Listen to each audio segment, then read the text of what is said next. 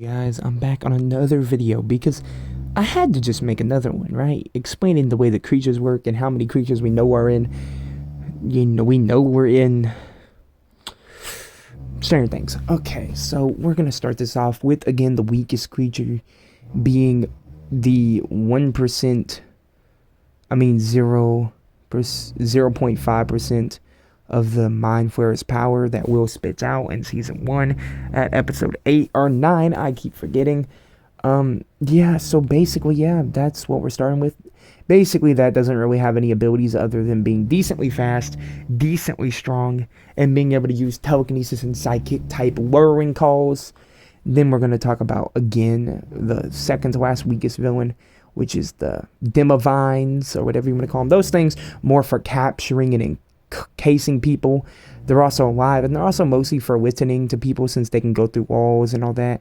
Have some decent psychic abilities and can cause some sickness, which is why people usually wear a hazmat suit. Then we're going to talk about the Demobats. Those are more for locating and getting some research on the people and spying on people. They're fast, they could fly, they can grab you with their tails and whip you around. They're able to lift a human in the air, which is insane to me. And they're able to bite you, which they have venom since they're a bat. They have some venom that can cause some paralyze and some particle control and give you some poison shit. So yeah, that's a Demobat. And then we're going to talk about Demodogs. Okay, yeah, this is where we start getting some danger. Demodogs. At the adult, no, we're talking about adult stage. We're not going to talk about the younger stages because they don't kind of matter. So adult stage of a Demodog, which is basically the juvenile of a Demogorgon, is an aggressive thing that has the strength of a grown man. The speed, it's pretty much faster than Usain Bolt, so you're not outrunning it. Maybe you can outrun it, but it runs at like probably about the same speed as like a cheetah or something. Pretty fast as fuck. Or the same speed as a lion, but it doesn't get drained out since it's, a part of the hive mind. So it has infinite stamina, just like all these other creatures. It's more the aggressor, the attacker, and the guard dog to many things. It can create psionic things by screaming that can break your ears, just like a Demogorgon. Just not on a higher scale that a Demogorgon has. It can also, in some instances, spit acid, and is generally a lethal, deadly thing. Also, the Demobats can also spit acid.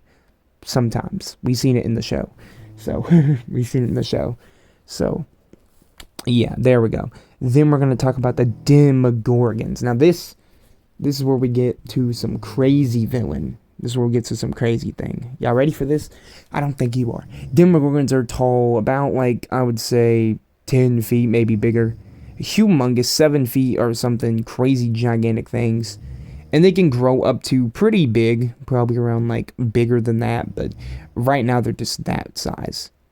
So they're more like the kidnappers of the upside down creatures, mostly either being used by Vecna or the Mind Flayer to kidnap people and bring them to the Mind Flayer.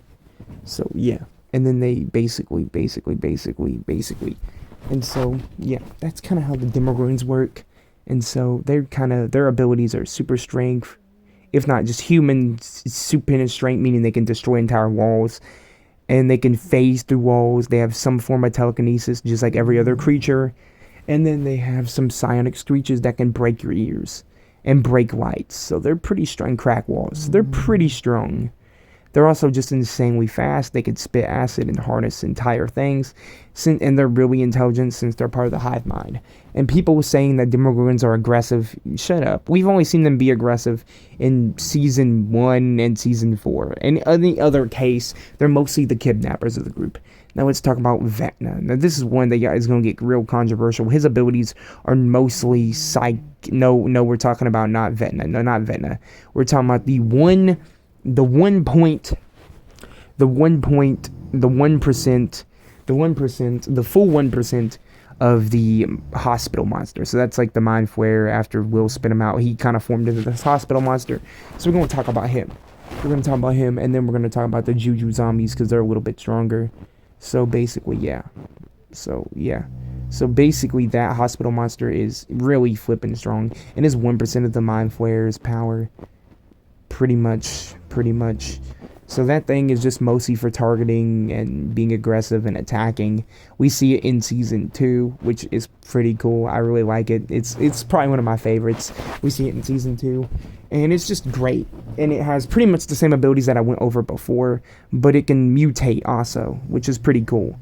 Then we're going to talk about the Juju Zombies. These are things that the Mind Flayer created in season 3 to basically create his full body. So they're not really powerful, but if you wanted to know, they have super strength, some form of super speed, some form of telekinesis, and they're pretty strong. But they're mostly just zombies formed by the Mind Flayer, created by the Mind Flayer. Again, everything's created by the Mind Flayer to basically do their bidding. Now it's time for Vecna. This is one that's going to get heavily controversial. I know a lot of y'all are going to get mad. What I gotta say, Vecna is more like the, again, 5-star general, the strongest, one of the strongest of the creatures in the Mind Flayer's control army, and it's the 5-star general. Then there's the 4-star general, then 3-star general, then 2-star general, then 1-star general, with the 1-star general being the number 1 strongest. But again, I don't think we're seeing those in season 5. I mean, I'll mention them anyway, but I don't think we're seeing them in season 5. So let's get it. Vecna has some form of, especially with his new transformation, he has some form of like resistance to fire. He's also just very strong, very smart. He can basically take over your mind and give you some paralytics. His whole thing is that he's kind of like the end of the world reaper. So he'll have a clock and he needs to end like 4 people to let the Mind Flayer through, which is the main villain, of course. So that's kind of how Vecna works. His powers are mostly telekinesis, super strength, super speed, some instance of formatable, some instance of literally just being super fucking strong, tentacle attacks, being able to control half of the upside down world, with the Mind Flayer being able to control the full upside down world, and with him being able to kind of like not really do much. He's super strong and definitely a tough opponent. We're gonna get in now to the 4-star general. 4-star, again, this is actually something that the Mind Flayer created, called the Flesh Flare, and this is after the hospital monster takes his form up to it's 1.5% of the Mind Flayer's power, and is just insanely overpowered. Being 30 feet tall, being able to completely demolish buildings, spit acid, do all this, absorb tentacles, has a parasitic powers, where it can latch onto a parasite and make you into a basic kind of like a Flesh Flare too. It has human regeneration. It has super regeneration, and just a bunch of crazy abilities that I can't really explain fully. Also telekinesis, and it generally is 1.5% of the Mind Flayer's power. We're gonna get into, that's the 4-star general. Yes, 4-star general. Now let's get into it. Now let's get into, again, the 3-star general, since people kind of want to know what that is. The 3-star general, I think, if I remember correctly, that is, it's the Camazotz. So the Camazotz is the 3-star general, being a kaiju-like bat that leads the Demobat army. Super strong, can scream and destroy entire buildings, spit acid at a heavier, disgustinger, gory note. Can fly super fast, super strong, around 50 to 60 feet tall, gigantic bat that can just cause psionic screams. It also has some form of telekinesis, and that is the 3-star general. 2-star general is the girl from I forgot her name, as Moe or something, from a raffle from the D&D world, which is what Stranger Things is based off of course, and 80s comics and movies, and basically, yeah, so not comics, movies, but you know what I mean.